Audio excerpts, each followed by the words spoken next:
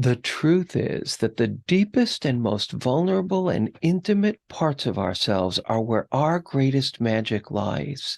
But those are parts of ourselves that the world has often taught us not to share, not to show, not to embrace, not to help mature and come alive and live in the world, because these qualities are either too sensitive, too tender, or too different.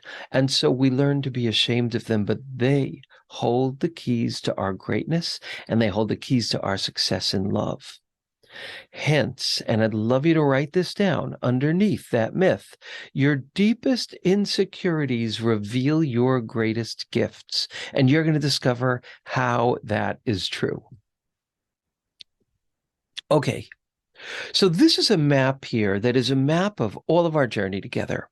This is a map of your zones of intimacy. And simply, if you imagine that the closer you get to the center, the closer you get to the beating heart of your humanity, the place where you are the most essentially you, which also means you can be hurt the most, you can feel the most joy, you can feel the most aliveness. So these are it's hot in there. It's very human. It's very alive in our gift zone. It is the key to love, but it's a place that we get scared of. So we protect ourselves. And also the world teaches us that those parts of ourselves are not so acceptable or not so sexy or won't get us the kind of love that we need to look for. So we airbrush those parts of ourselves or we suppress them. The more we do it, the more we move out from the warmth and the magic in the center of this target. The more we move into the zone of protection, where we're kind of protecting ourselves, numbing ourselves, not showing who we really are, into the zone of disconnection, which is where we really start to overprotect ourselves and we become an island.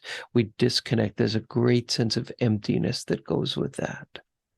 Our job is to learn consciously to move into the center, to date from the center, to love from the center, and to develop the skills that let us live in that center. And if you see in the very center, I put source of self, because when we are so close to our humanity, when we can hold it with real compassion and eyes of wisdom and caring, we're magic. We are lit from within.